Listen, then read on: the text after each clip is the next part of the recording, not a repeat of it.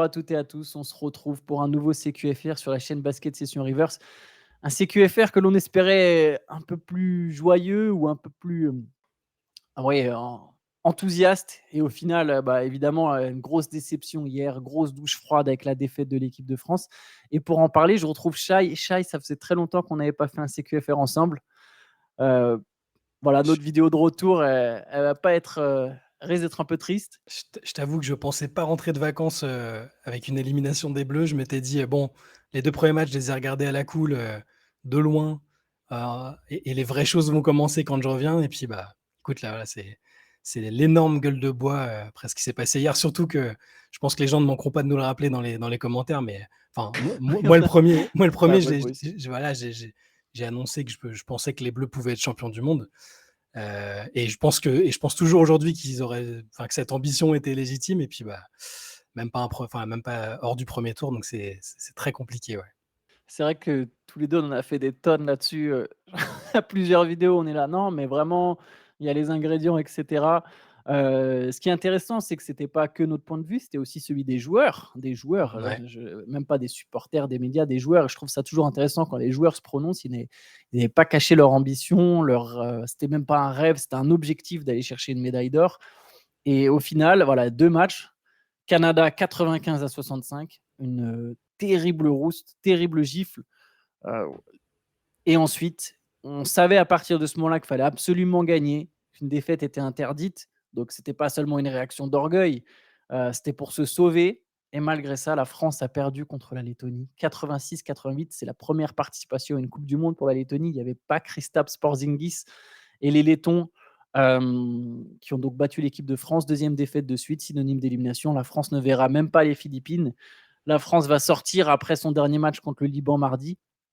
On est allez, il y a un peu moins de 24 heures. On a eu le temps de redescendre un poil. Quelles sont peut-être, les impressions que tu gardes, Bah, déjà, aujourd'hui? ce qui est fou là, pour compléter ce que tu as dit, c'est qu'ils peuvent même pas, enfin, après le match contre le Liban, ils peuvent même pas rentrer parce qu'il y a des matchs de classement, si je dis pas de bêtises. Oh, C'est autant la pour coupe, moi. non, mais c'est-à-dire que c'est vraiment, c'est le calice jusqu'à la lit. Tu es obligé de rester, et de savoir si tu finis 17e ou 32e. Donc, quand tu avais des ambitions de gagner le titre, j'imagine que l'ambiance va être compliquée. Les impressions, c'est très mitigé parce que c'est encore un peu à chaud. Tu sais, il y a eu les réactions d'après-match de Nicolas Batum qui ont été très, très discutées. Il y a l'impression générale que, je sais pas, il y a des gens qui ont parlé d'un changement de sélectionneur qui était inévitable, de joueurs qui avaient failli. Moi, l'impression globale que j'ai, c'est un peu peut-être bateau, hein, mais j'ai l'impression que là où le bas a blessé, c'était vraiment la défense, en fait. Parce qu'on a Ouais. beau dire, on peut dire oui, alors si on avait eu Thomas Hurtel, il y aurait plus de playmaking. S'il y avait eu Victor Wembanyama, il y aurait eu ça. Si les joueurs avaient plus fait ça. Mais moi, enfin, la défense, c'est l'identité de cette équipe depuis des années. Ils sont pas devenus normalement subitement mauvais, mais sur les 2 matchs que j'ai vu une équipe qui avait des trous d'air, un manque de combativité là-dessus et qui a survécu avec une adresse parfois folle contre les Lettons. Enfin, à un moment, on était à 80% à 3 points. Enfin, Ce tu qui peux pas. est inespéré pour l'équipe de France, hein, d'ailleurs. C'est ça, tu peux pas. Enfin, pour moi, c'est plus un signal d'alarme qu'un truc positif finalement.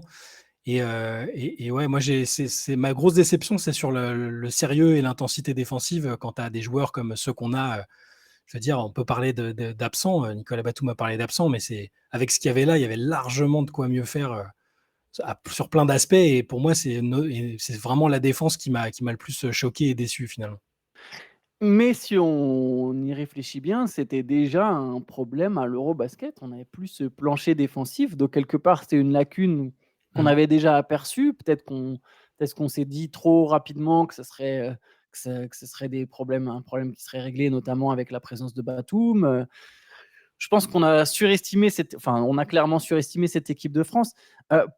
Pour la défense, ce qui m'étonne aussi sur ce match pour la défense et les 3 points, c'est qu'au final, on a joué exactement le type de basket que voulait jouer la Lettonie, du jeu Ouais. rapide, du jeu rythmé, des tirs en première intention, beaucoup de jeux en périphérie. Alors, il y a eu un peu plus l'envie de mettre la balle à l'intérieur que lors du premier match, mais bon, ça n'a pas non plus été encore une fois. C'est marrant, il y a 5 possessions de suite où on passe la balle à Yabusele. Du coup, je parle un peu de l'attaque, mais c'est au début du troisième quart-temps. Ces 5 possessions, elles donnent 11 points. dont un post-up de Yabusele, je crois un dunk de Yabusele aussi dessous, un 3 points de Fournier et un 3 points de Yabusele. C'est le moment où la France creuse l'écart et prend les plus 11, qui a été le plus gros écart du match pendant longtemps. Après, on est passé un moment à plus 12, mais voilà, le seul moment où on a vraiment joué à l'intérieur, c'est le moment où on a creusé l'écart et derrière, on est reparti dans du 3 points, dans du jeu très, très rythmé. Même dans le quatrième quart-temps, il y a des moments où on pousse la balle. Alors qu'au final, notre identité, l'identité française, et c'est là où je reviens sur la défense, ça a été souvent de défendre fort, d'imposer une grosse pression sur les porteurs de balles adverses. Et c'est quelque chose qu'on ne fait plus et qu'on n'a pas fait du tout d'ailleurs sur cette Coupe du Monde.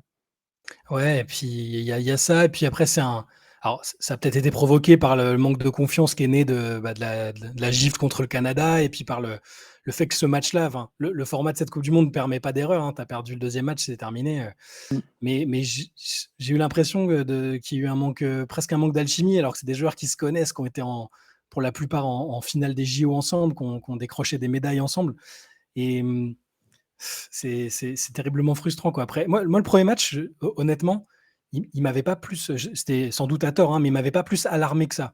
C'est-à-dire que je trouvais que le Canada avait été vraiment bon et que c'était surtout un énorme trou d'air de la part des Bleus en deuxième mi-temps. Mais je m'étais dit: «Bon, ça va servir de réveil, de déclic et après on va pouvoir revoir l'équipe de France qu'on a connue ces dernières années». Et bah, au final, malheureusement, c'était plus que ça, c'était plus qu'un simple trou d'air, il y avait autre chose et je pense qu'on est encore dans une phase où chacun a ses propres arguments avancés. Je reviens sur les déclarations des uns ou des autres. Vincent Collet dit que c'est la faute antisportive, de la deuxième antisportive de Nando De Colo qui est le tournant du match. D'autres vont te dire qu'il y a zéro excuse, d'autres vont te dire que c'est parce qu'il manquait, du playmaking et c'est vrai qu'à la main, ça a été compliqué, hein, sur les 2 matchs.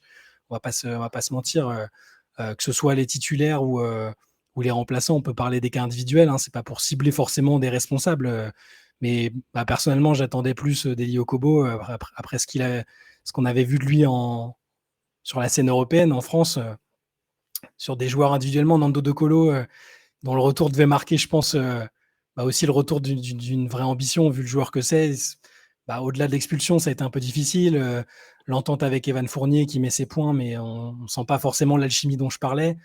Nicolas Batum aussi. Enfin, individuellement, c'était compliqué. Collectivement, c'était compliqué. Et je me remets pas des difficultés défensives dont tu as raison de dire elles sont pas nées pile aujourd'hui, hein. C'est vrai qu'à l'Euro, il y a eu quelques matchs miraculeux. On est sorti un peu miraculeusement de certains matchs. Mais franchement, c'est dur et je m'attendais peut-être à des difficultés parce que la préparation s'était presque trop bien passée. Il n'y avait pas trop de difficultés, mais Ah, de mais voir telle difficulté en défense et l'incapacité de réagir, je ne m'y attendais pas. Ouais. on en parlait, j'en parlais justement un peu hier avec Guillaume, qui est membre de la rédaction, justement de la préparation. Ce Mm. qui est très ironique sur notre prépa, c'est que oui, 6 victoires en 7 matchs. Le seul match qu'on perd, c'est peut-être justement contre le seul vrai adversaire solide qu'on joue, l'Australie. Et on peut se demander, alors maintenant c'est facile à dire, hein, si cette prépa, elle nous a pas un peu ramolli. Bon, ce qu'on discutait avec Guillaume, c'est que justement, si on prend la comparaison des Allemands, j'ai vu le match Allemagne-Australie, je peux vous dire que Ah, gros aujourd'hui, match. l'Allemagne ou l'Australie, n'importe laquelle des deux, torpille l'équipe de France. Alors peut-être pas torpille parce que bon, le match, ça ne veut pas forcément dire que tu vas toujours perdre de 20 points, mais en tout cas, il y a vraiment beaucoup plus de solidité. Et justement, de solidité des défensives, il y a une agressivité en défense qui est incroyable. Il y a une intensité qui est mise qui n'a rien à voir avec celle de l'équipe de France. Ça ne veut pas Ouais. dire que les Bleus en sont pas capables. En tout cas, c'est pas ce qui se passe sur le terrain. Eux, il y a toujours de l'intensité, que ce soit les Allemands, les Australiens. Donc les Allemands, pardon, en préparation, ils ont joué 2 fois le Canada, une fois le Team USA. Le Canada, qui a été beaucoup plus agressif que nous sur ce match, le match de vendredi. Oui, effectivement, il y a un trou d'air, mais c'est aussi parce qu'il y a une équipe qui joue ultra dur et il y a eu un sentiment d'impuissance de la part des Bleus, comme c'était la première fois qu'ils jouaient contre des mecs comme ça. Collet l'a dit d'ailleurs un peu, il a dit même le Team USA au JO défendait pas aussi dur, mais le Canada en préparation a joué l'Espagne, a joué 2 fois l'Allemagne, tu vois? Il y a eu des grosses équipes à affronter. Nous, une prépa contre le Monténégro, la Tunisie, le Japon, la Lituanie. OK, bon, il y a le match contre l'Australie avant la coupe du monde, mais c'est pas les équipes qui vont forcément te montrer, te faire prendre conscience qu'il va falloir hausser sérieusement le niveau d'intensité. parce on en revient, voilà, contre la Lettonie, incapable d'empêcher les porteurs de balles adverses de mettre du rythme. Zagar, ça a été incroyable, mais bon, en même temps, il a pu se balader de la même manière que Shai Gilgeous-Alexander s'était baladé. Mmh. Bon, Shai Gilgeous-Alexander, c'est un des meilleurs joueurs du monde, on peut comprendre, mais voilà, il y a des sérieux soucis défensifs. Pour revenir sur ce que j'aimerais qu'on reparle un peu quand même de l'antisportif de De Colo, parce que tu as commencé à l'aborder. Ouais. Mmh. Euh, on ne peut pas mettre tout sur le dos des arbitres, mais par contre, ce qui est vrai, c'est que cette expulsion de De Colo, elle est incompréhensible. Il y a une première antisportive. La deuxième, honnêtement, j'ai vraiment du mal à capter. On en discutait justement là aussi avec Théo juste avant de commencer. Le coup de coude qu'il met, ou enfin le geste un peu de frustration, il le met après que les arbitres aient sifflé. Donc techniquement, l'antisportive, c'est ce qui se passe avant ce coup de coude. Parce qu'il Mmh. n'est pas expulsé pour une faute technique. Il est expulsé pour une deuxième antisportive. C'est pas, ah, il a râlé, il a pris une faute technique et il sort. C'est vraiment une faute avant le coup de sifflet, si je dis pas de bêtises. Donc l'antisportive en question, ça serait Nando De Colo qui tient le maillot de son adversaire, sérieusement. À ce moment-là du match, dans le quatrième quart-temps, à 8 minutes de la fin, alors que tu sais déjà qu'il a déjà une antisportive, tu te concertes pendant 5 minutes et tu mets une antisportive parce qu'il tenait le maillot. Ou alors c'est effectivement le coup de coude, mais dans ce cas-là, ça n'a pas de sens parce qu'ils avaient déjà sifflé, donc c'est pas censé être une deuxième antisportive. Enfin bref, moi, ce coup de Mmh. sifflet, je le comprends pas. Je sais que Gobert a dit que l'arbitre était nul à chier. Pour le coup, je rejoins son raisonnement. Je suis désolé, mais pareil, la faute de Gobert au rebond à 30 et quelques secondes de la fin qui donne Ouais. les deux lancers sur lesquels la Lettonie prend pour la première fois l'avantage du match, il y a rien. Il y a Mmh. vraiment rien. Alors voilà, c'est facile de taper sur l'arbitrage. Je pense qu'il y a énormément de problèmes, mais c'est vrai que pour le coup, l'arbitrage, je sais pas ce que tu en penses, mais l'expulsion de Colo, elle est incompréhensible pour moi. Ouais, non, non, mais c'est une mauvaise décision arbitrale.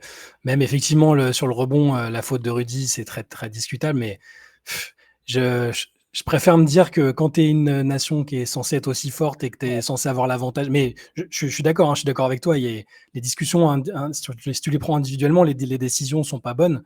Et peut-être et indirectement, elles perturbent mentalement, psychologiquement les Bleus et ça précipite peut-être leur chute. Mais pour moi, normalement, tu as une marge suffisante, tu ouais, as un niveau bien sûr, d'expérience. bien sûr. C'est pas possible que même si, je veux dire, même s'il n'y a pas Nando De Colo pendant 5 minutes, même si il y a un arbitre contrariant, les choix de jeu en attaque, le manque d'intensité défensive, même juste dans le money time, hein, à partir du moment où tu avais une avance, ça ne doit pas être dilapidé. Et quand ils reviennent, tu as l'expérience du haut niveau normalement pour gérer ça. Bien sûr. J'arrive pas à considérer ces décisions arbitrales comme vraiment décisives, même si voilà, individuellement, ils en ont parlé. Hein, voilà, Vincent Collet a dit que c'était le tournant du match. Peut-être, mais ça ne doit pas être le tournant du match, en fait. Au même titre que, Exactement. même si ça n'a rien à voir, mais au même titre que. Alors, c'est pas pour l'accabler parce que c'était des déclarations à chaud et après il a pris ses responsabilités, il a parlé plus de basket, mais c'est pareil. Ce qu'a dit Nicolas Batum sur Thomas Hurtel, c'est pas parce qu'il te manque Thomas Hurtel, c'est pas parce que Nando De Colo n'est pas sur le terrain à ce moment-là que la défaite est justifiable en fait. C'est normalement avec le vivier qu'on a. Si tu as une équipe comme je sais plus, tu parlais du Monténégro, etc. Si tu as le joueur naturalisé monténégrin qui prend une deuxième antisportive et qui est plus là sur le terrain, le coach il peut dire bah ouais, il était plus là, c'est notre seul talent offensif.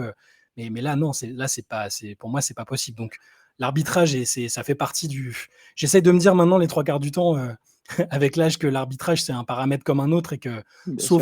sauf vol manifeste ou arbitrage à charge sur tout un match, sur toute une compétition, où tu as l'impression que l'arbitrage est contre toi, normalement, tu dois pouvoir outrepasser ce paramètre-là. Non, mais tu as tout à fait raison et la France a eu énormément d'occasions de se mettre à l'abri, mais même dès le début du match, en fait. Il y a plein de runs français, sauf qu'en fait, il y a aucun écart qui se creuse parce qu'il y a des pertes de balles. On a parlé de la Mmh. défense, de la manque d'intensité. 20 pertes de balles sur ce match, 17 sur le match contre le Canada, 20 là contre la Lettonie.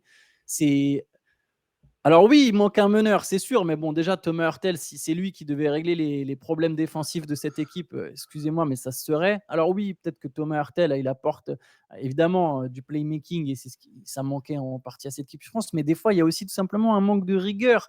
Je veux dire, il n'y a pas besoin d'avoir le meilleur meneur de jeu de la planète pour s'appliquer sur certaines choses où les Français ont complètement déjoué. Et je le redis, ils ont joué vraiment comme la Lettonie le voulait, en jouant vite, souvent une passe, un tir. Ça a été souvent ça contre le Canada aussi. Mmh. Ça a été le vrai problème d'ailleurs contre le Canada. Il n'y a pas eu de patience. Là, il y en a eu un peu plus parce qu'effectivement, après la grosse gifle, il fallait corriger. Il y a eu des fois quelques séquences, il y a eu une volonté un peu plus de balles à l'intérieur, même si ça n'a pas été. Et encore une fois, donner la balle à l'intérieur, ça ne veut pas dire que Rudy va se mettre à faire des moves et à mettre 20 points. On sait très bien que ce n'est pas son jeu. Mais amener la balle à l'intérieur, ça crée des décalages et les meilleurs tirs à 3 points, on le répète, viennent d'un renversement de l'intérieur vers l'extérieur. Là, pour le coup, encore à 3 points, la France a eu une adresse miraculeuse. Je suis d'accord avec toi, hein, c'est plus un mauvais signe qu'un bon signe. Bah ouais. Les Français qui mettent 11 sur je ne sais plus combien, mais c'est du 50% à 3 points. C'est absolument. Enfin, normalement, c'est censé être du bonus. Si l'équipe de France tourne à 50% à 3 points, elle est censée gagner de 25 points. 25 ou 30 points. Et je suis d'accord avec toi, l'arbitrage ne justifie pas tout. Il y avait largement la place pour. Je suis désolé, mais encore une fois, c'est la Lettonie sans leur manquer de respect. Ils ont très bien joué, mais c'est pas une nation de basket qui est censée rivaliser avec la France. Et ça, c'est le genre de match piège qu'une équipe du standing de l'équipe de France, dans lequel la France ne doit plus tomber dans un piège comme ça.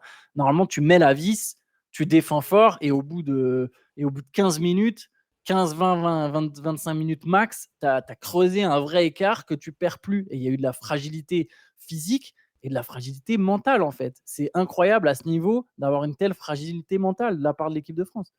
Ouais, et puis il y a aussi des tu vois, moi je suis plutôt, enfin, défenseur de Vincent Collet. Je trouve que même souvent son travail n'a pas été assez mis en avant et cetera. Mais même de son côté, j'ai eu l'impression que tu vois, qu'il y avait des incertitudes, du flou, dans la manière dont il mettait tu vois, dans les 5 qu'il alignait. Je sais pas, c'était un peu bizarre. J'ai une impression à laquelle je m'attendais pas, c'est le manque de maîtrise et de certitude.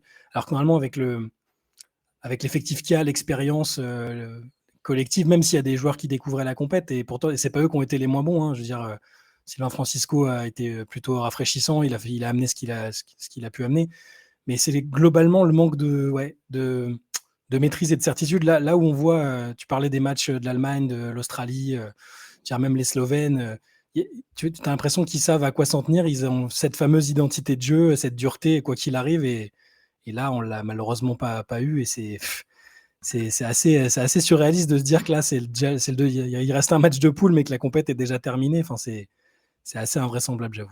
Il y a un choix de Vincent Collet que moi, pour le coup, vraiment, je trouve particulier. C'est contre le Canada, c'est même pas contre les Lettonies.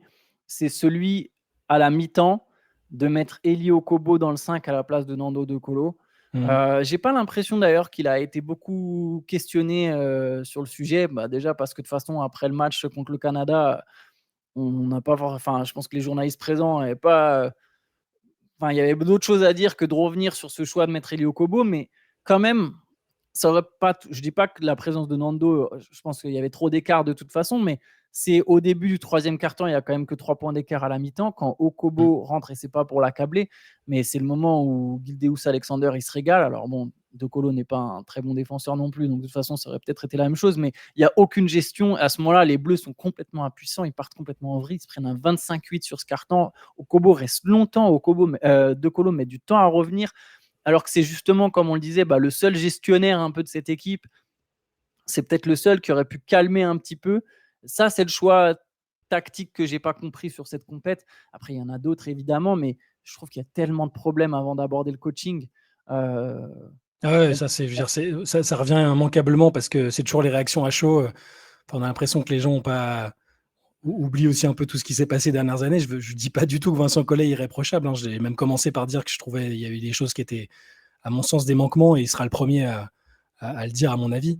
Mais non, le coaching fait pas tout, et ce sera un sujet plus large, je pense, qu'on abordera plus tard, mais je suis pas sûr que ce soit la solution de changer aussi près des JO, qui sont pour le coup l'échéance vraiment, vraiment décisive là pour cette génération-là. Je suis pas sûr que ce soit vraiment le principal fautif, et ce qu'il faille changer absolument. Ça passe peut-être par d'autres choses, je pense. Je me trompe peut-être, hein, mais. Allez, je fais un petit teasing. Aujourd'hui, dans le podcast, on va justement en parler. Le podcast du jour là, sera consacré à l'équipe de France, au chantier, justement avant les JO, à ce qui pourrait, ce qui doit changer, etc. Donc, on parlera de tout ça avec Théo. Donc, voilà, n'hésitez pas, si ça vous intéresse, à aller sur Basket Session dans fin d'après-midi. Il y aura le podcast et on abordera tout ça plus en détail. Peut-être on peut essayer de parler un peu des autres équipes de la Ouais. compétition très brièvement. Est-ce qu'il y a une équipe qui t'a fait forte impression là sur ces premiers jours? Bah, tu t'en parlais tout à l'heure, l'Allemagne, j'ai bien aimé, l'Australie aussi, les 2 équipes, en fait. C'est peut-être dû au fait que le match était très, très intéressant, très intense et que s'il y a cette fameuse intensité qu'on n'a pas vue chez les Bleus et que ça me fait voilà, ça me donne envie de regarder ces 2 équipes-là, par la suite. Je trouve que Team USA, pour l'instant, a pas forcé sur son premier match, mais m'a l'air assez solide quand même. Ouais, Peut-être plus que c'est très ce qu'on pouvait imaginer avant le début de la compète ouais, c'est et marrant parce que j'ai ouais, pardon, vas-y, non, je non, non, t'écoute. voilà, je trouve Team USA est pas mal avec une vraie marge de progression aussi, mais et puis, bah, enfin, forcément le Canada avec ce qui s'est passé contre nous, les doutes qu'on pouvait avoir sur leur manque d'expérience ensemble, ça a été balayé par ce match contre les Bleus, je trouve, là, les individualités ont parfaitement fonctionné ensemble et je pense que, bah, ils seront pas très, très loin du compte et c'est l'équipe, c'est peut-être l'équipe que j'ai le plus envie de suivre aussi, pour la suite du tournoi malheureusement parce qu'il y aura pas l'équipe de France à suivre. J'allais dire, c'est marrant parce que ça pendant les 2 ou 3 semaines, qui ont précédé le début de la compétition, on était là: «Non, mais les Américains, leur équipe, c'est Bah, quand ouais, même vraiment moins fort, la France a une chance» et cetera et bah, ouais. la France est déjà éliminée et j'ai l'impression que le Team USA a quand même une bonne tronche de vainqueurs. Alors par contre, il faudra voir, Australie, Allemagne, je te rejoins, c'est les équipes, Australie, Allemagne, Canada, États-Unis. Ça promet quelques très beaux matchs quand on va arriver dans les matchs à Puis, élimination puis directe. il y a une petite équipe avec Luka Doncic aussi, on sait jamais, Qui hein. a mis 37 points sur le premier match. Ouais, Doncic tout seul, contre le reste du monde, ça marche bien aussi ça. Ouais, Dans les bonnes surprises, la République dominicaine, c'est pas mal quand même, hein. et Notre oui, 4 ami en notre ami leader! Kat notre ami Kat fait des bonnes choses pour l'instant. Là, le match contre Exactement. l'Italie, déjà c'est quoi? C'était Porto Rico le premier match? Premier match, Je c'est sais plus. Philippines, je Philippines, crois Philippines, pardon. et Déjà ensuite, contre les ils ont Philippines, il battu était l'Italie. bon, ouais, et le match contre l'Italie, Kat vraiment bien, assez dominant. Faut voir s'il arrivera à reproduire ça sur les matchs suivants, mais sympa à suivre aussi la République dominicaine. Yes. Bah, écoute, nous, on va se laisser là-dessus pour CQFR. On se retrouvera donc, comme je l'ai dit tout à l'heure, pour un podcast et Ouais, demain pour un nouveau CQFR où on parlera de Coupe du Monde, mais aussi peut-être un peu d'actualité NBA. On fera le point d'ici là. Et ben, écoutez, je vous souhaite une bonne journée à tous. Ciao. ciao.